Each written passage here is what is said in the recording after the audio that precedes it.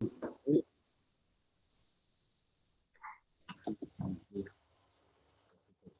Pourquoi? Pourquoi d'où? Non. Ah oui, exact.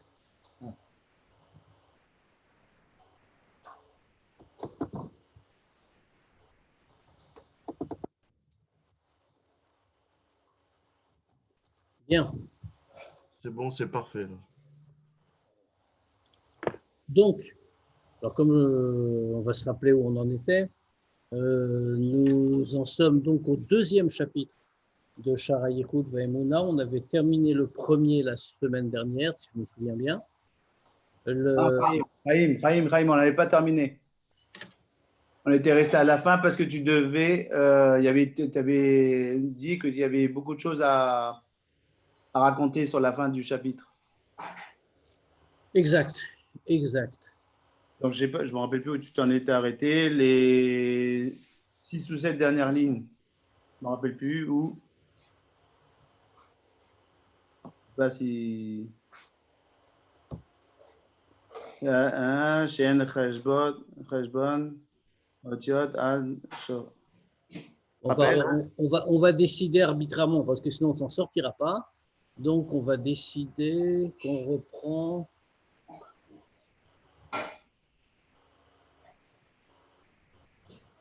Rappelle si tu te rappelles de ça. Oui, vaguement.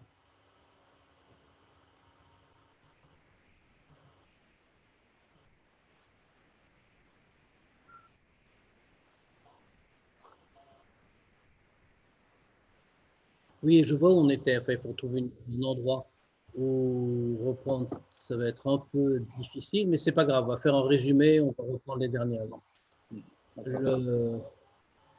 Donc, qu'est-ce qu'on avait dit? On avait expliqué. Le Admour Azaken est venu et pour nous expliquer le chidouche du Baal Shem Tov, comme on avait dit, que le Olam Hashem va Chanitza Bashamayim, que toujours Dieu, ta parole, se dresse dans les cieux. Et on avait expliqué qu'est-ce que c'est le pirouge du Baal Shem Tov. Le pirouge du Baal Shem Tov, qui est un chidouche en vérité, non pas sur le sujet lui-même, mais qui est un chidouche sur comment le Baal Shem Tov le systématise et donne vraiment une clé générale. C'est-à-dire que quand on dit, et on va voir l'application dans le deuxième chapitre, hein, parce que entre autres on va en voir les conséquences concrètes du point de vue des idées. Parce que là, on voit l'idée générale, on a vu seulement l'idée générale. C'est-à-dire que tout ce que Dieu a créé, comme on a l'habitude de le dire, il l'a créé par sa parole, mais on peut avoir l'impression, quand on dit que Dieu a tout créé par sa parole, donc, comme on l'avait souligné, quand on dit que Dieu a tout créé par sa parole, on veut dire par là que Dieu a tout créé par un corps. Alors, parler de parole pour Dieu n'a évidemment aucun sens, puisque dire que Dieu parle, au sens strict du terme, et que c'est la parole de Dieu, au sens où nous on parle, qui crée, dans ce cas-là, ça signifierait que Dieu a une forme, Shalom, une forme matérielle. Comme on sait qu'il y a parlé, on a besoin, à part du souffle, et donc d'un système respiratoire, on a besoin d'avoir des dents, d'avoir des lèvres, d'avoir une gorge, enfin, etc., etc. Toutes les différentes manières qu'on a de former les lettres, langues. Donc, bien sûr, Dieu, n'ayant pas de forme corporelle, sinon il serait limité, etc., etc., comme on est en train de voir dans le Rambam ces jours derniers. Donc, dans ce cas-là, on ne peut pas dire ça de Dieu. Alors, quand on dit la parole de Dieu, ça veut dire que Dieu a créé par un kohar, par une certaine force spirituelle, et c'est ce que les Rachamim désignent par le mot de parole. Dès que la Torah le désigne par des mots de parole, c'est-à-dire que cette parole-là, c'est en fait une force spirituelle dans un degré spirituel. C'est comme tout, même le mot force ne veut rien dire. Mais bon, on comprend en tout cas que le mot parole n'est pas à prendre au sens strict. Et ce qui veut dire que puisque c'est un corps, puisque c'est une force que Dieu a donnée dans le monde, dans l'univers pour le créer, donc qu'est-ce qui se passe? Ça veut dire que c'est cette force que Dieu donne qui fait exister l'univers. Et que si cette force n'existait pas, l'univers disparaîtrait. Mais nous, on aurait pu penser que ça, c'était nécessaire à la création. Le Baal Shem Tov vient nous dire non, ce n'est pas que nécessaire à la création. C'est aussi nécessaire, et ça, c'est le Chidouche, c'est aussi nécessaire au maintien du monde à l'existence, puisqu'il y a deux étapes différentes. Il y a la création, qui a un moment, on va dire, si on voit les choses comme ça, bien sûr, ce que je dis est un peu faux, mais ce n'est pas très grave. Pour ce qui ne, pour cette, on va d'ailleurs le repréciser. Mais pour l'idée qui nous occupe ici, ça marche, c'est-à-dire que Dieu ne fait pas que créer à un instant T, mais il fait exister. Il n'est pas seulement Mechaye, il est Mehave. Il fait exister la création. Et ça, il doit le faire constamment. Et c'est ce qu'on a dit, c'est donc sa parole qui le fait. C'est ce que nous dit Baal Shem Tov. Et le Baal Shem Tov nous dit, cette parole-là se dresse toujours dans les cieux. Alors le Admor HaZaken a expliqué. Ça signifie que si cette parole, cette force, comme on a expliqué, cessait un instant d'être dans la création, à l'intérieur de la création, dans ce cas-là, immédiatement, la création disparaîtrait. Alors, une fois qu'on a dit ça, on dit donc fait quoi? Qu'est-ce que c'est que la création? La création, c'est quelles sont les paroles dont on parle? C'est les Asara Ma'amarot. C'est les 10 paroles par lesquelles le monde a été créé. Or, dans ces 10 paroles, a-t-on soulevé immédiatement la question, normalement, pour que tout le système soit logique et cohérent, il faudrait qu'on dise que finalement, ces paroles-là doivent contenir tous les mots de la création. Elles doivent contenir tous les termes des choses. Ça veut dire les choses matérielles ne peuvent pas exister sans la force qui les soutient. Donc, cette force-là doit exister. Or, si ce n'est pas dans le texte de la Torah, si elles ne sont pas dans la liste des 10 paroles, comment fait-on? Comment fait-il qu'elles puissent exister? Alors, il y a des grandes créations dont les noms se trouvent dans la Torah. Grande création, c'est quoi? Par exemple, la lumière, par exemple, les végétaux en général, par exemple, les animaux en général. Tout ça, on voit les mots dans le récit de la création, donc dans les Asara Ma'amarot. Mais il y a des mots qu'on ne voit pas. Par exemple, le simple mot pierre, even, n'existe pas dans les Asara Ma'amarot. Il existe dans la Torah, bien sûr, mais pas dans le récit de la création. Donc, comment la pierre fait-elle pour exister si elle n'est pas dans les Asara Ma'amarot? Donc, pour répondre à cette question, l'Admor HaZaken a introduit une autre idée. Il a dit qu'en vérité, tous les différents éléments qui sont dans la création sont en fait implicitement dans les Asara Ma'amarot. Comment est-ce qu'ils sont implicitement dans les Asara Ma'amarot? C'est que certaines lettres, puisque les lettres sont des kochot en réalité, alors il y a les lettres en question, il y a des techniques, c'est marqué dans le Kabbalah, il y a des techniques où on voit que les lettres peuvent être interchangeables. Autrement dit, on peut les permuter. Il y a aussi certaines lettres qui s'échangent l'une avec l'autre. Et donc, à partir d'un mot, il y a un très grand nombre de combinaisons possibles. Ce qui veut dire que des mots existants dans les Asara Ma'amarot, on va reconstruire d'autres mots. Non seulement ça, mais même si par toutes ces techniques d'interpolation, etc., on n'obtient pas tous les mots, mais on va en arriver à utiliser les guématriotes. Qu'il y a des guématriotes qui sont identiques et on va passer par le biais des guématriotes, on va passer d'un mot à l'autre. Alors, autrement dit, il y a des mots qui sont clairement dans le texte de la Torah, qui font partie clairement de manière directe des Asara Ma'amarot, et il y a des mots qui ne font pas partie directement des Asara Ma'amarot, des 10 paroles, mais qu'on va retrouver par ailleurs. Autrement dit, ces mots-là, ce n'est pas qu'ils n'existent pas dans les Asara Ma'amarot, ces mots-là sont implicites. Ils sont beremez, en allusion dans les Asara Ma'amarot. Quelle est la différence entre, et c'est je crois là-dessus qu'on s'était arrêté d'ailleurs, et je voulais développer ce point particulièrement.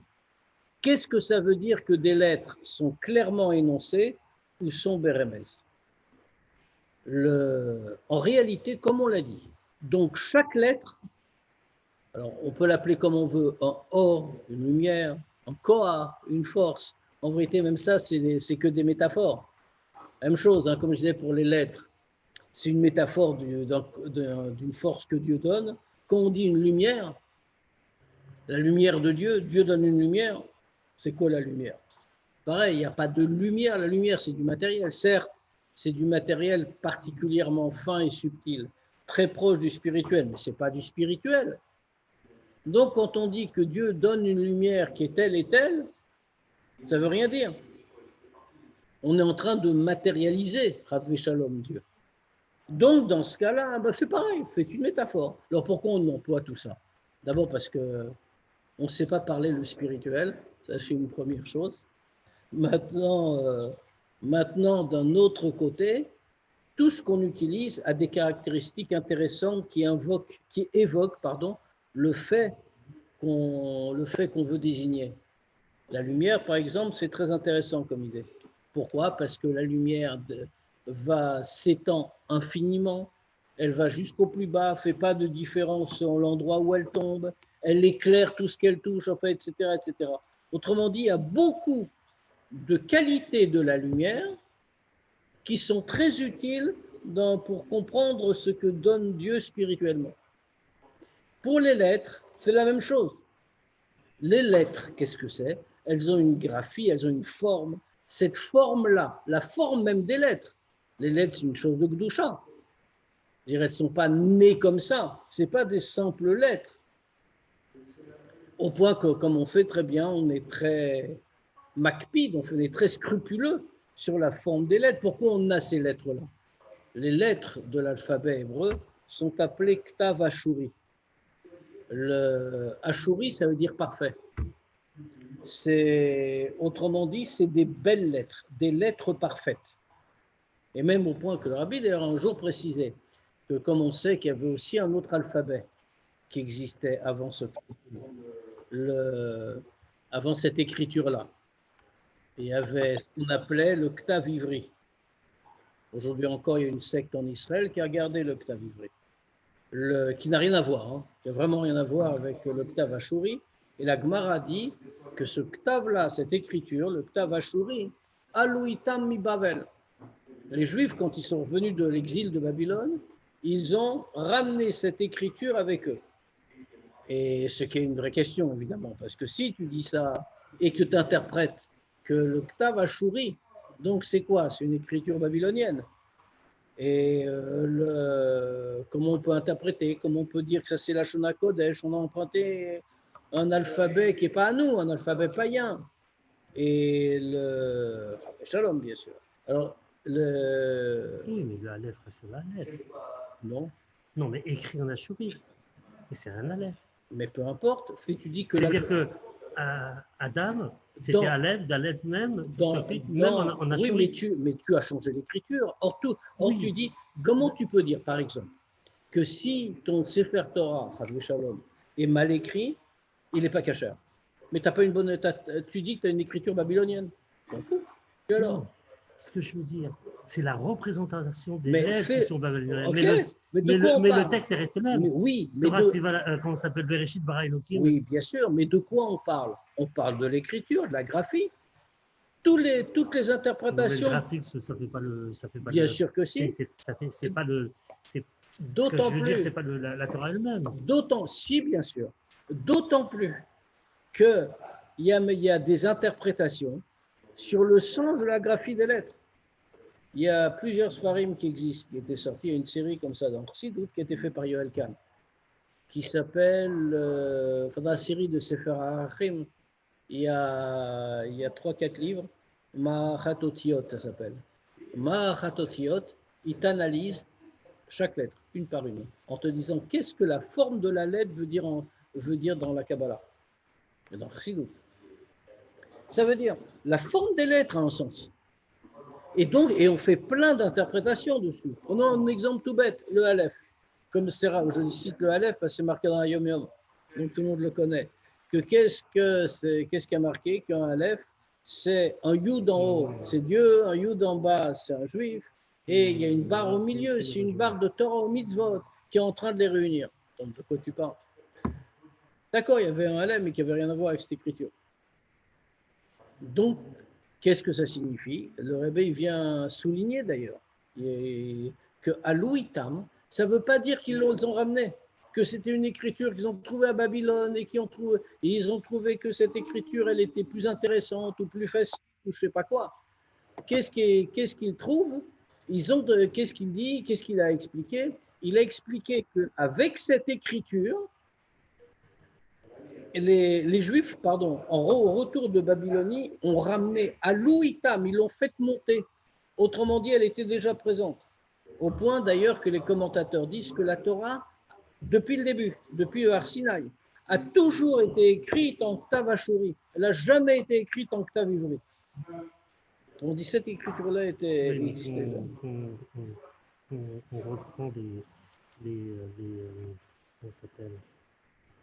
les rouleaux de la mer Morte. Ils font en Ktav Ashuri. Ah ben tu vas les voir, tu les as jamais vus? De toute façon, ça ne veut rien dire, parce que les rouleaux de la mer Morte ne sont pas très vieux. Ils ne sont pas très vieux. Oui, ils ne sont pas très vieux. Bien sûr que si, je les ai vus, moi. Alors, ils ne sont pas imprimés, ils ne sont pas écrits comme Marie ou Haaretz, bien sûr. Ce n'est pas l'écriture hébraïque moderne, mais c'est que tu vas chourer. Tu peux le lire, hein, c'est l'aide de l'hébreu. Mais ne fais pas un chidouche, parce qu'ils sont tardifs, ces manuscrits. Pour nous, ils sont très anciens, bien sûr. Mais de quand ils datent? Ils datent de l'époque romaine. Or, on parle de siècles avant. Hein. Et on a quelque chose de la période.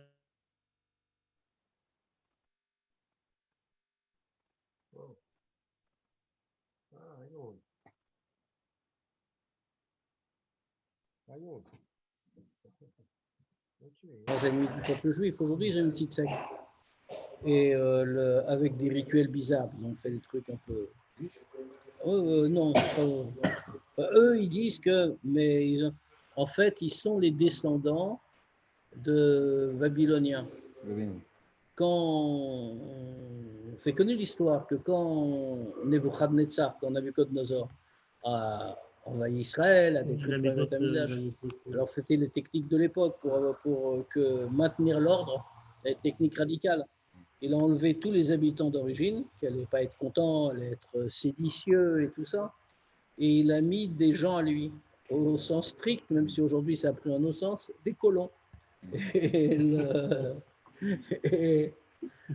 il les a mis d'ailleurs à Yehuda et Shomron. Eux, c'était vraiment des colons. Et c'est pour ça qu'on les appelle les Shomronim. Et c'est des gens, ils vivent toujours là-bas, je crois d'ailleurs. Et ces gens-là, alors c'est aussi une pensée très antique, ça paraît très bizarre aujourd'hui, mais comme ils étaient en Israël, ils sont installés là-bas, ils se sont dit, il faut prendre des usages juifs. Pourquoi? Parce que le Dieu des Juifs, ça c'est son pays ici. Donc il faut se mettre bien avec lui, sinon on va prendre la foudre sur la tête. Donc il faut faire comme les Juifs, puisque c'est comme ça qu'on le sert ici. Il faut le servir comme ça. Encore une fois, aujourd'hui, ça paraît complètement fou, parce que où on est juif, où on n'est pas, où on respecte ça, où on respecte ça. Mais dans la mentalité du temps, ça marche. Chaque endroit a son Dieu, donc il faut se mettre bien avec lui si on veut vivre tranquillement. Et donc, ils ont pris des choses juives, mais ils ne sont jamais convertis. Et ils ont mélangé leurs usages avec les usages juifs. Donc, ils n'ont jamais été acceptés en réalité. Tout ça, c'est sorti des très, très grandes histoires pendant toute la période du deuxième Beth Amikdash. Et donc, Et eux, ils ont gardé un ktav de l'époque, un ktav ivri. Et ils ont des chiffres Torah écrits dans ce ktav ivri. Enfin, qu'ils gardent, hein, puisqu'ils ont gardé un petit peu de trucs. En tout cas, ça veut dire que les lettres, telles qu'elles sont et telles qu'on les connaît, elles ont cette forme-là, parce que chacune est l'expression d'un corps. Et on pourra regarder une fois, si vous voulez. On a, je ne sais pas si on l'a ici, le Marachat Otiot. J'avais donné un shiur une fois, pendant 2 ans là-dessus au centre communautaire. Où là-bas, Yoel Kahn, c'est très intéressant. Il a pris de Chassidut.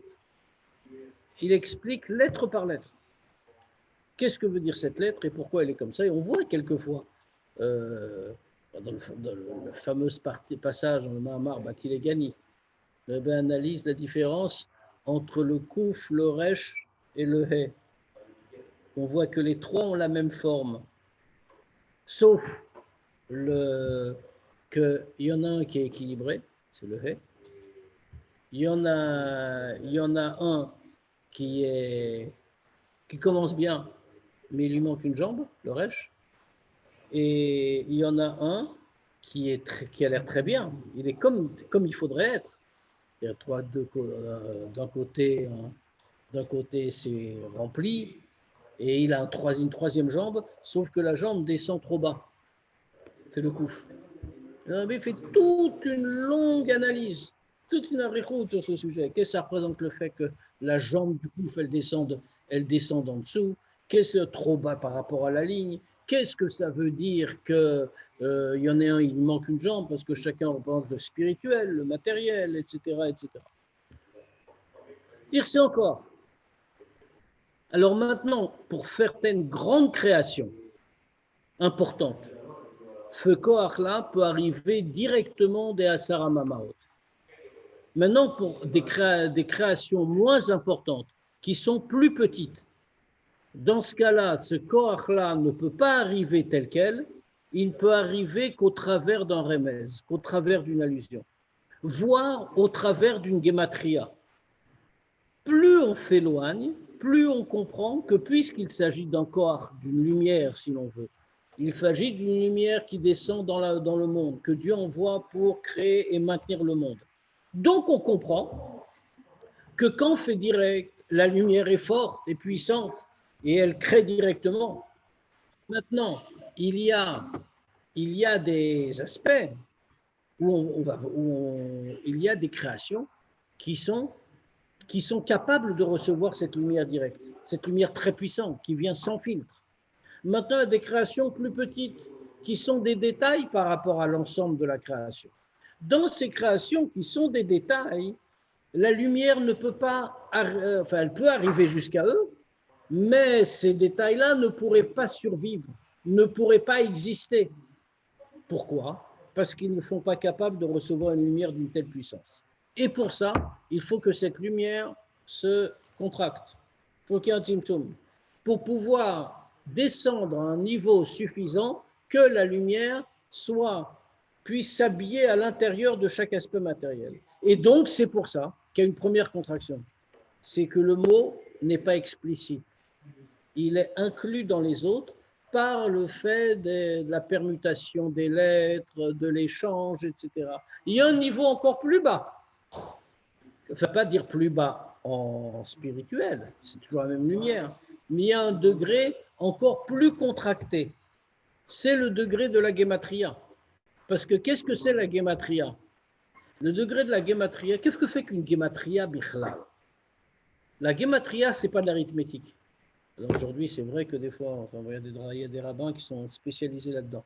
Tu leur dis n'importe quel mot, ils ont une gématria à te donner, ils te prouvent quelque chose avec ça. Ce qui ne veut rien dire, à part leur aptitude au calcul mental. Maintenant, qu'est-ce que c'est qu'une gématria? Une fois, on avait expliqué, on avait parlé. Mais c'est très clair. Comment on fait une gématria? L'erreur, c'est de croire, on prend un mot en bas, dans notre monde, on voit le mot, on compte puisqu'il y a une valeur numérique, on va trouver un autre mot qui a la même valeur numérique et de là, on va établir des liens. C'est totalement absurde. Pourquoi? Une telle gématria, même si elle est juste, ne veut strictement rien dire. C'est juste qu'on a été assez malin pour trouver une correspondance numérique. Comme j'ai dit, on a juste prouvé qu'on est doué pour le calcul mental. Mais quelle est la gématria qui a une vraie signification? C'est quand quelqu'un en bas, bon, c'est pas tout le monde, hein, quelqu'un, ça veut dire un tzaddik. Quelqu'un, il va voir dans les mondes spirituels les correspondances entre les mots et voir qu'il y a une parenté. Quand il y a une correspondance entre les mots, une parenté, dans ce cas-là, cette correspondance va s'exprimer d'une manière ou d'une autre. Ce n'est pas une correspondance directe, sinon ça aurait été le même mot. Mais la correspondance est masquée, parce que ce n'est pas un niveau de dévoilement, le dévoilement est trop fort. Donc, ça ne peut descendre que voilé. Donc, la correspondance est en haut dans les mondes spirituels.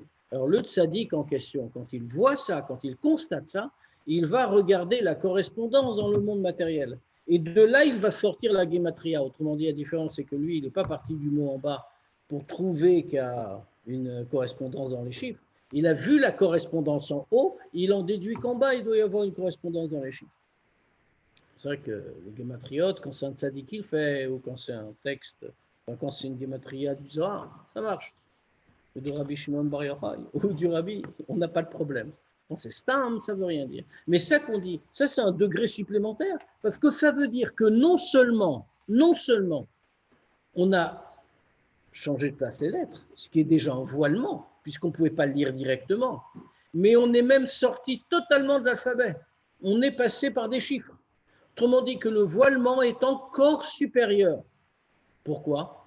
Parce que c'est comme ça seulement que la lumière tellement contractée, Kohar tellement contracté, peut descendre et s'habiller dans des créatures limitées.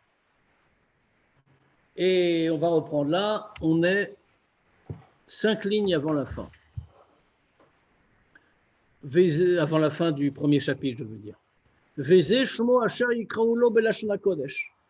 Et ça, c'est le nom par lequel on l'a appelé dans Lashon HaKodesh. Ce nom-là, donc, n'est pas un nom stam. Ce n'est pas un nom de convention pris au hasard. Ça veut dire qu'en Lashon HaKodesh, là encore une fois, on ne parle pas de l'ivrite, qui est une langue dérivée de Lashon HaKodesh. On ne parle pas de l'hébreu moderne. L'hébreu moderne est une langue profane comme toutes les autres. Même dans le din, dans la halacha. C'est la raison pour laquelle on achète un journal en Israël, mais on n'est pas obligé de le mettre à la Geniza quand on a fini de le lire. Je veux dire, parce que c'est pas la Shon HaKodesh, justement. Si c'était la Shon HaKodesh, on ne pourrait en aucun cas le jeter, parce que le texte même serait ça. Mais c'est une langue parmi les autres, qui bien sûr est liée à la Shon HaKodesh, mais qui n'est pas la Shon HaKodesh. Et en tout cas, dans la Shon HaKodesh, ça c'est Kli lechayut hamitzumtzam beotiot shemze. Ce Kli, le nom constitué en la Shon HaKodesh, ça c'est le nom qui est un Kli pour recevoir cette vitalité très contractée, très petite, qui est contenue dans les lettres de ce nom. Chez Nishtalshel, mais Asara Mahamarot Shebetorah, qui est défendu, Ishtalshel.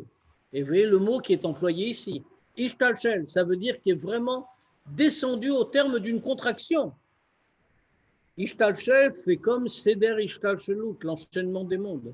Qu'est-ce que ça veut dire, Nishtalshel? Comme Shalshelet, c'est une chaîne. Dans une chaîne, il y a un haut et un bas. Il y a un premier maillon et un dernier maillon. Et quand ça descend de maillon en maillon, ça veut dire que ça descend vraiment. Ça signifie que le maillon du dessus va s'attacher au maillon du dessous. Et le maillon du dessous va devenir le premier. Et donc, ainsi, ça se transmet de degré en degré, avec cette contraction qu'on a dit. Et donc, ici, tout vient de Asara Mahamarot. Tout vient donc par ces contractions multiples des 10 paroles d'origine qui sont dans la Torah, Shiesh Baem Koach Vechayut Livra Yeshmaïn Ulachyoto, les Olam Doraita Vekucha Brichu Kulachad, parce que ça permet à ces 10 paroles, à Asara Mahamarot qui sont dans la Torah, par tous les biais qu'on a trouvés, de recevoir donc cette force et cette vitalité pour créer à partir du néant, et non seulement pour créer, comme on a dit tout à l'heure, mais également la achioto, faire vivre la création.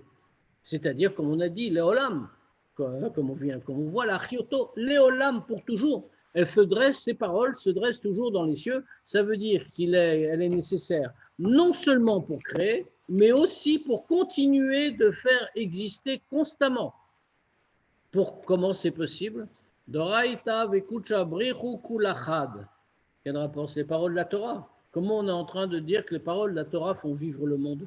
Quel rapport? La Torah est un livre, d'accord, c'est un livre kadosh, c'est un livre saint. On n'a aucun problème. Mais comment peut-on dire que c'est ça qui fait vivre le monde? Parce que c'est dans la Torah. Mais oui. Alors, si on s'arrêtait là, on aurait une vraie question. La parole de Dieu, oui, mais les paroles de la Torah, encore aujourd'hui, c'est comme ça. On dit oui, parce que la Torah et Dieu, c'est une seule et même entité. Donc, en réalité, la parole, si l'on peut dire, qui est dans la Torah, la parole des Asara Mamarot, les paroles des Asara Mamarot, c'est Dieu lui-même, puisqu'il est dans la Torah. Kadosh Oraita vekucha brichu kulachad. C'est une seule chose. Cette idée des noms qui soutiennent l'existence, ce n'est pas vrai seulement pour les choses, pour toute la création, on va dire la pierre, les animaux, etc. Mais comme on voit très bien d'ailleurs que Adam Arishon, je crois qu'on l'avait cité la fois dernière, Adam Arishon, une des premières choses qu'il ait faites lorsqu'il a été créé, ça a été justement de donner des noms. Et c'est marqué comme ça, que le nom qu'il a donné, c'est comme ça qu'ils ont été appelés. Pourquoi est-ce qu'on précise ça? Parce que justement, ce nom était nécessaire pour qu'il vive. Et c'est vrai même pour un homme, comme on voit très bien comment le rabbi, à chaque fois, a souligné l'importance du nom juif, même pour un homme, un être humain, que quand des gens demandaient des noms, non seulement ça, mais c'est très intéressant à remarquer que le nom juif a une importance. Pourquoi le nom juif a une importance? Parce qu'il est le vecteur de cette vitalité. Comme on sait très bien, comme la Gemara le dit, que quand quelqu'un s'évanouit, Advé Shalom, comment on doit faire pour le réveiller, nous dit la Gemara, on doit lui crier son nom juif à l'oreille.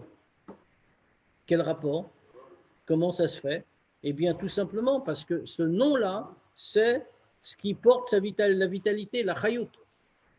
Exactement comme on vient de dire. C'est un nom Blashna Kodesh. Et donc, pourquoi il fait évanoui? Parce que la vitalité s'est un peu détachée de lui. La vitalité que possède sa neshama, c'est un peu détachée de lui. Quand on est en train de lui crier son nom à l'oreille, alors à ce moment-là, la vitalité réapparaît. Et donc, elle revient à lui. Et donc, on comprend à quel point le nom est une chose importante. Et ce qui est intéressant de voir, c'est que quand il y avait des gens qui n'avaient pas de prénom juif et qui sont passés devant le rabbi et on lui a demandé un prénom juif, le rabbi a toujours fait attention de conseiller un prénom qui était proche du prénom goy, qui correspondait à quelque chose.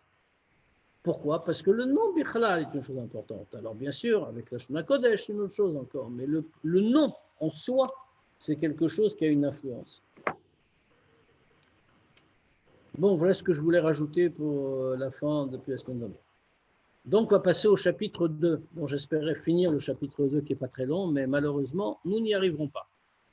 Mais ce n'est pas bien grave. Nous avons encore de nombreuses semaines, et même si Mashiach vient pendant cette semaine, il nous permettra de continuer à étudier le Tanya. Peut-être qu'il viendra donner le shiur. Alors, Perek Bet. Ce serait bien avant dimanche d'ailleurs. Il fera Fabringuel avec nous. Hein? Il fera Fabringuel avec nous. Certainement. Certainement. Ici. On va l'inviter. Hein, on va l'inviter. Non, en vérité, on n'invitera pas ici. Parce que comme le rabbi a dit, quand Mashiach va venir, toutes les choux, les Baté Chabad vont partir à Yerushalayim. Ouais. Ouais. Donc, Bet Ramouchka va partir s'installer à Yerushalayim. Du côté. Voilà. Et donc, dans ce cas-là, Mashiach Fafamringen, on lui proposera, quand il sortira du Bet Amidash, il peut venir à Ramouchka pour la fin du Fabringen, tu sais, vers 6 h du soir. Il reste des pizzas. Exactement. C'est connu l'histoire, c'est une blague, mais c'est connu l'histoire qu'un jour, les gens ont entendu que Mashiach allait venir. Alors, tout le monde a commencé à se préparer, etc., etc. Et puis que Mashiach est arrivé. Et alors, quand Mashiach est arrivé, il y a, pendant ce temps-là, tous les Mishnagdim avaient commencé à apprendre en disant, voilà, on va offrir en cadeau notre étude. On va rajouter, ils ont rajouté dans les... Mashiach arrive, et alors, tous ceux qui ont fait ça sortent avec les Gemarot qu'ils ont apprises. Et alors, quand ils voient le Mashiach, ils disent, voilà, regarde, tu vois tout ce qu'on a appris pour toi. Et si tu étais venu un peu plus tard, on aurait même fini le chasse.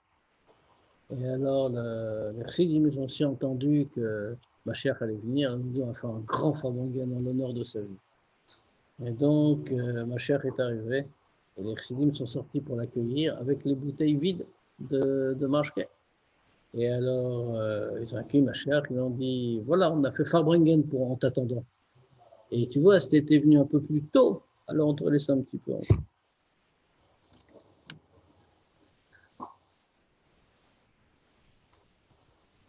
Perek Bet. Alors maintenant, l'Admour HaZaken va appliquer tout ce qu'on vient de dire, cette idée générale qu'on a vue ici. L'Admour HaZaken va l'appliquer à un point concret. Qu'est-ce que ça veut dire? Quelle est la conséquence de tout ce qu'on vient de dire? Veine, mikan tshuvat aminim vigilui shoresh tautam. Et de là, on va apprendre la réponse à tous les hérétiques. Et on va dévoiler la source de leur erreur. De qui? Alors, il parle des Juifs, hein, évidemment. Ah oui. Ah, oui. On dirait que c'est juif, forcément. Oui, parce que bon, ça veut dire ces gens qui ont mal compris en réalité. Mais que ça les amène leur erreur de base. Alors, ici, il est en train de pointer leur erreur de base. Mais leur erreur de base peut avoir de très graves conséquences. Pourquoi? Le Chabad, c'est intellectuel, donc on réfléchit. C'est quoi leur erreur? À Kofrim Bashgacha Pratit. Ils sont en train de nier la Ashgacha Pratit. Ou Beotot ou Mofte à Torah. Et ils sont en train donc de nier la Ashgacha Pratit et les prodiges, les miracles qu'il y a dans la Torah. Alors quel est le rapport? Le rapport est le suivant. C'est qu'en vérité, grâce à cet enseignement du Baal Shem Tov, nous avons compris que Dieu est présent dans le monde. Nous avons compris, puisque Leolam Hashem va'achan nitzav b'shamayim, toujours ta parole est dans les cieux, et Oraita ve'kucha b'richu kulachad, fait tout temps. Dieu et sa Torah, la Torah, c'est une seule chose. Ça veut dire que Dieu est constamment présent. Donc, ça veut dire quoi? Ça veut dire que, après la création, ça ne change rien. Akadosh Baruch Hu est là, la Ashgacha Pratit, ça existe. La Ashgacha Pratit, c'est le corollaire de tout ce qu'on vient de développer. Et non seulement la Ashgacha Pratit existe, la providence divine existe, mais les miracles qui sont dans la Torah, tous les prodiges qui sont expliqués dans la Torah existent aussi. Maintenant, si quelqu'un va dire non, qu'est-ce qu'il va dire? On ne parle pas de quelqu'un, Chas v'Shalom, qui nie l'existence de Dieu. On parle seulement de minimes.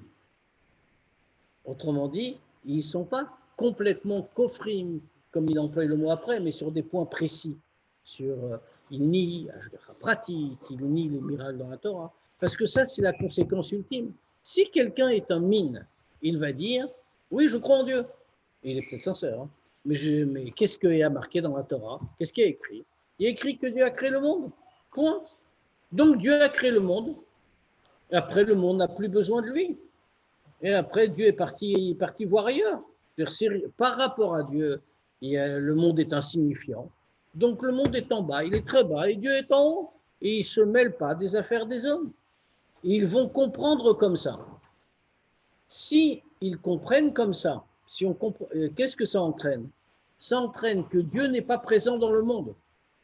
Et si on dit, alors il y a plein d'arguments, hein, même en prenant la Torah, il y a plein d'arguments qui pourraient faire défendre ça. Comment on peut dire que Dieu va descendre dans un monde limité? Comment on peut dire que Dieu s'intéresse à une chose comme l'obscurité matérielle? Tout ça, c'est très... Alors, dans Sidou, donc voilà, c'est très largement expliqué, bien sûr, comment tout ça est possible. Mais quelqu'un qui a un mine, il va dire non, c'est pas possible. il y a une trop grande différence entre la création et le créateur. Donc le créateur n'est pas dans la création. Dieu a créé, parce qu'il faut un début à chaque chose, Dieu a créé, mais puis après voilà, c'est terminé. Le Hashamaim, Shamaim, Lachem, Vares, Natan, Nivne Adam, c'est écrit. Le ciel, c'est le ciel pour Dieu, et la terre, il l'a donné aux hommes. Traduisons. Spirituel, ça c'est Dieu. La terre, matériel, ça c'est pour les hommes. Autrement dit, Dieu est au-dessus de ça. Ram al-Kol Goïm Hashem, Dieu est au-dessus, plus élevé que toutes les nations. Ça veut dire qu'il ne se mêle pas des affaires des hommes. Donc, si Dieu ne se mêle pas des affaires des hommes, il s'est contenté de créer. Et puis, ne s'intéresse plus. Ça signifie que Ashgacha Pratit n'existe pas. Sinon, Dieu s'intéresse. Si Ashgacha Pratit, et pas seulement ça, ça veut dire que tous les miracles, y compris ceux qui sont écrits dans la Torah et que Dieu fait pour les hommes, ne sont pas possibles, puisqu'on est en train de dire que Dieu est redescendu dans le monde. Donc, on va interpréter autrement. On dira, je ne sais pas, l'ouverture de la mer rouge. Ben, il y en a qui le disent comme ça, d'ailleurs. C'était un phénomène de marée dans une certaine circonstance, etc., qui est arrivé juste à ce moment-là. Mais ça n'est pas un miracle, Rav Shalom. Pourquoi ? Parce que sinon, ça revient à dire que Dieu est descendu dans ce monde. On vient de dire que non. Comment peut, alors le Admor Hazaken veut répondre ici à cette erreur. Comment est-ce qu'une telle erreur peut naître? Shetoim bedimionam akozev, qui se trompent dans leur vision mensongère. Chez Medamim Maase Hashem Ose Shamaim Vaaretz les Maase Nosh Vetarbolotav. Parce qu'ils comparent l'action des hommes, qui fait le ciel et la terre, avec l'action des êtres humains, Vetarbolotav et tout ce qu'ils ont, toutes leurs entreprises. C'est-à-dire, pourquoi? Qu'est-ce qu'ils font? Pourquoi est-ce qu'ils le comparent? Ben, il y a de quoi le comparer de leur point de vue. Et qu'est-ce qu'il y a? Dieu, à quoi on va le comparer? On va le comparer à un artisan. Il a fabriqué l'univers. Alors c'est Dieu, bien sûr. L'homme n'est pas capable de le faire. Mais lui, c'est un artisan. Il a fabriqué l'univers. Et donc, dans ce cas-là, c'est comme un homme. Ça veut dire, tout de suite, l'Admor Hazaken le dit, Ki kasher yetzel tzoref keli, Shuv ein akeli tsarich lidea tzoref. Que quand un ustensile, quand un objet quelconque est sorti des mains de l'orfèvre, un objet en argent, il a pris l'orfèvre, qu'est-ce qu'il a pris? Il a pris un morceau d'argent, il l'a fait fondre, il a travaillé, il a taillé, etc. Il en a fait un objet quelconque. Eh bien, dans ce cas-là, oui, bien sûr, bon, tout le temps de la fabrication, l'objet, enfin l'argent, avait besoin de l'orfèvre. Pourquoi? Parce que s'il n'y avait pas eu l'orfèvre, l'objet ne pouvait pas naître. Mais maintenant, qui le Avshiyadav Misulakot Imanu Veolech Lo Bashuk Akeli Kayam Betavnito Vetsalmo Mamash Kacher Yatsa Midea Tzoref. Mais qu'est-ce qu'on voit? On voit qu'ensuite, quand l'objet en question a été terminé, il est sorti des mains de l'orfèvre. Alors à ce moment-là, l'orfèvre s'en va. L'objet existe dans sa forme et dans sa fonction, exactement comme il était sorti des mains de l'orfèvre. Donc on va dire la même chose. Pourquoi est-ce que Dieu aurait besoin de s'intéresser au monde? Le monde existe sans lui. Dieu a créé le monde, il a créé l'univers, après il est parti faire autre chose. Et donc le monde existe sans lui, on n'a pas besoin de faire référence à sa présence. Alors c'est ce qu'ils disent. Kach medamim asichlim haelu, c'est à cela que comparent ces sots, Maaseh Shamaim Vaaretz, C'est à cela que ces sots comparent la création du ciel et de la terre. Alors, ça paraît logique en réalité. Dieu est le grand artisan de l'univers, comme des fois on dit. Et s'il est le grand artisan de l'univers, ben une fois qu'il a fabriqué, l'univers existe tout seul. Dieu n'a plus besoin, si on peut dire, d'être là. Donc, on a remis en cause, Ashgacha Pratit, tous les miracles rapportés dans la Torah, et finalement, on a remis en cause, même d'une certaine manière, jusqu'à l'existence de Dieu. Parce que comme dit Rambam, celui qui est dans les Yud Gimel Ikarim, dans les 13 articles de foi, celui qui ne croit pas dans les miracles que Dieu a fait et qui sont rapportés dans la Torah, ne croit pas en Dieu. Et de fait, c'est comme ça que ça se passe, puisqu'on a nié la capacité de Dieu de faire un certain nombre de choses. Or, ça revient à ça. Hein. Quand on dit qu'il n'y a pas d'Ashgacha Pratit, quand on dit qu'il n'y a pas de miracle, dans ce cas, ça veut dire que Dieu est limité. Il ne peut pas intervenir. Si Dieu est limité, on a limité la divinité de Dieu, si on peut dire. Et donc, on a dit que Chadvé Shalom, Dieu n'est pas Dieu. Là, il répond à un courant de pensée. Oui, oui, bien sûr. Il répond clairement à un courant de pensée.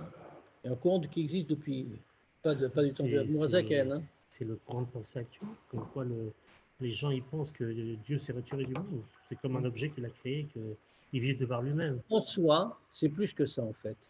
En soi, c'est même un courant de pensée, c'est même comme ça que pensent toutes les nations, en réalité depuis toujours. La grande originalité du judaïsme, c'est de dire Amashpil ilirot bashamaim ba'aretz, que Dieu se penche, que Dieu descend volontairement dans le monde, ce qui est une grande, enfin éclairé par la chassidoute bien sûr, mais c'est une grande originalité du judaïsme. Qu'est-ce que font les goïms? Ils disent, nous on fait du spirituel, il n'y a pas de matériel en réalité. Leur manière d'être, c'est on sert Dieu dans le spirituel, c'est du spirituel. Or nous disons non, la manière de servir Dieu, c'est le matériel, parce que Dieu est présent dans le monde matériel. Ça entraîne plein de choses en réalité, ce point-là. Artar mirot enem aevdel agadol, sheben maaseeno vetarbulotav.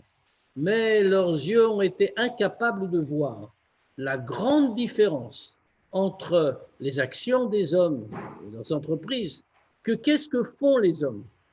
Shehu yesh meyesh. C'est uniquement yesh meyesh. Qu'est-ce que c'est-à-dire? C'est un processus de transformation. Quand un homme fabrique, il ne crée pas. L'exemple de l'orfèvre est très parlant. L'exemple de l'orfèvre, qu'est-ce que c'est? C'est l'orfèvre a pris un morceau d'argent ou d'or. Il l'a travaillé jusqu'à en faire un objet. Mais est-ce qu'il a créé l'objet? Non, même si parfois on emploie le mot. Il lui a donné une forme, c'est-à-dire qu'il a fait que l'objet en question va avoir telle et telle forme, tel et tel usage. Mais il n'a pas créé à partir du néant. Il a créé à partir d'un élément existant qui était l'argent. Or, ça, c'est ce que fait l'homme. L'homme ne crée rien, jamais. Et c'est toujours aujourd'hui. Hein. L'homme ne fait que, même malgré toutes les prouesses technologiques qu'on a aujourd'hui, l'homme ne crée pas. Il ne fait qu'utiliser quelque chose d'existant. Rak shemeshane atsura ve'atmuna. C'est ce qu'a fait l'orfèvre. Il n'a fait que changer la forme, le dessin. Mais tmunat, à teva, à chatzichat, kesef, les tmunat klei. Il n'a fait que changer la forme de ce morceau d'argent en un objet. Or, ils veulent comparer ça, qui est yesh meyesh, qui est de la simple transformation, les maaseh shamayim varetz sheu yesh ma'in, à la création du ciel et de la terre, qui n'est pas yesh meyesh, qui n'est pas une création à partir d'un élément existant, qui est yesh ma'in, qui est une création, une vraie création, une création complète, création à partir du néant. Veu pele gadol yoter mikriatiam soufadar macha. Et la création est donc un beaucoup plus grand prodige que, par exemple, l'ouverture de la mer Rouge. Chez Olich, à Vayet Ayam Beruach Kadim, que Dieu a fait bouger la mer avec un vent d'est, Asa, très fort, Kol Hayla, toute la nuit. Veivaku Amaim, et la mer s'est ouverte. Venitzvu Kemodned Vekachoma, et elle s'est dressée comme une muraille. Viluif Sika Vayet Aruach Kerega, et si Dieu avait interrompu ce souffle, ne serait-ce qu'un instant, Ayu Amayim Chosrim Venigarim Bemorad Kedarkam Vetivam. Alors à ce moment-là, les eaux seraient revenues comme c'est leur habitude, comme c'est leur nature, elles seraient redescendues. Vélo, Kamoubar, Kachoma, elles ne seraient pas dressées comme un mur, blissafek, sans aucun doute. Alors, ça veut dire quoi? Alors pourquoi est-ce qu'il le compare? Parce qu'en vérité, on peut observer ce yesh me'ayin, cette idée de création à partir du néant, de manière limitée dans l'ouverture de la mer. La nature de la mer, enfin parce que en vérité, on peut lire l'histoire de l'ouverture de la mer de deux manières. Soit on peut la lire comme ça, c'est-à-dire, il y a une nature de la mer de pouvoir se dresser ou de pouvoir être allongé dans son lit. Dans ce cas-là, ce n'est pas un très grand prodige. D'habitude, elle reste allongée. Là, elle s'est dressée comme un mur. On peut la lire autrement. Il y a des vraies discussions des Chachamim sur ce sujet. On peut la lire autrement. La nature de la mer, c'est d'être allongée, mais Dieu a introduit quelque chose. Il a fait un chidush yesh me'ayin pour que l'eau se dresse, comme une muraille. Manifestement, l'Admour Hazaken tient comme la deuxième opinion, la deuxième chita, c'est-à-dire que la nature de l'eau, c'est bien de rester au fond, ça fait partie de la nature de la mer, mais que Dieu a changé la chose. C'est pour ça que dans ce sens-là, c'est une création à partir du néant, sur un point particulier. Du point de vue de la nature de la mer, c'est une création à partir du néant, parce que sa nature à elle, c'est pas d'être debout, c'est de rester allongé. Donc, quand Dieu le fait, il fait quelque chose de nouveau. Alors, bien sûr, on comprend que même si le prodige est très grand, il n'est pas aussi grand que la création. Parce que malgré tout, même dans l'eau qui est allongée au fond de la mer, au fond de son lit, je veux dire, il y a malgré tout un potentiel, même s'il est inexistant, et même si ce n'est pas sa nature. Du fait de l'existence de l'eau, il y a un potentiel pour que l'eau se dresse. Maintenant, c'est même si Dieu doit, à partir du néant, le faire apparaître. Alors que pour le monde, pour l'univers, ça n'a rien à voir. Il n'y a rien qui existe. Donc, même si l'ouverture de la mer nous impressionne beaucoup, la Noazaken vient préciser, c'est Pelé Gadol, c'est un prodige bien plus grand que la création du monde, puisqu'elle est à partir littéralement du néant. Je crois qu'on va s'arrêter là pendant la semaine prochaine. Et donc, la Noazaken va continuer cette démonstration et nous montrer qu'en plus, c'est vraiment obligé d'être constant. Comme on le voit, il y a un deuxième point qu'il faut souligner quand même dans la comparaison avec la mer, c'est que dans la mer en question, ici, qu'est-ce qu'on a? On a aussi un autre point, c'est qu'on voit que Dieu a dû, et ce qui fait dire au Admour Hazaken que c'est Bria Yeshmaïn, que c'est comparable, que la capacité de la mer à se dresser, c'est quelque chose qui est comme une création à partir du néant d'une certaine manière sur ce sujet. Pourquoi? On voit que Dieu a fait passer, la Torah nous le dit, Ruach Kadim Asa Kol Hayla. Il a fait passer un vent très fort toute la nuit. Et ça veut dire, pourquoi? Dieu veut que la mer s'ouvre. Non, que la mer s'ouvre. Il n'a pas besoin que ce soit un vent toute la nuit. Pourquoi vient-on nous prêter ça comme si c'était très difficile? Ça n'a aucun sens. Dieu veut qu'elle s'ouvre, ça s'ouvre. Parce que justement, cette idée du vent, c'est ce corps, cette force de Dieu qui est en train d'ouvrir la mer. Et comme ce n'est pas la nature de la mer, et comme c'est une création à partir du néant qu'elle s'ouvre, alors c'est obligé que ce soit constant. Et donc, c'est ce qu'on est en train de dire ici, c'est pour ça que c'est comparable en vérité. Parce qu'il faut que ce soit constant et que Dieu s'habille dans le changement. pour que le changement existe. Parce que justement, c'est bien Shmaïm. La semaine prochaine, on expliquera, c'est marqué dans un Mahamar, un exemple qui est très frappant, l'exemple de la pierre qu'on lance, mais on le redira la semaine prochaine, si vous voulez bien me rappeler que je voulais parler de ça. Allez, on va quand même laisser, si jamais il y a des questions, il n'y a pas de raison de changer nos habitudes. Est-ce qu'on peut dire que les minimes, ce sont des athées? Pardon? Est-ce qu'on peut dire que les minimes, ce sont des gens athées? Non. Ils croient en Dieu. Ils croient en Dieu. Donc, c'est tout. Dieu, il a créé le monde. Donc, ils sont plus grands que les athées. Alors. Oui, c'est là supérieur. Ah oui, bien sûr. Alors, et c'est pour ça que mais ici, l'Admorazaken ne vient pas montrer, comme on le voit très bien, il ne vient pas montrer que le monde, que Dieu existe. Ce n'est pas le sujet. Il vient montrer que Dieu est présent constamment. Pas pareil. À travers sa parole. À travers sa parole. Mais donc, qu'il est dans le monde. D'accord. Alors, qu'est-ce que ça veut dire? Puisque sa parole est présente dans le monde. Mais athée, ça veut dire quoi? Qui ne croit pas en Dieu. Mais ce n'est pas possible. De ne pas croire en Dieu? Ah oui. Tu as raison. Malheureusement, on constate que dans le monde, il y a plein de choses impossibles qui arrivent. Donc, il croit pas, ça veut dire qu'il ne croit pas qu'il l'a créé? Non, qui ne croit pas que Chas Shalom, qui ne croit pas que Dieu existe. Ah. Mais il faut le faire, quand même. Ah. L'homme est capable de tout, Baruch Hashem. Baruch Hashem. Pour le bien aussi. Bon, à jeudi, Bezrat Hashem.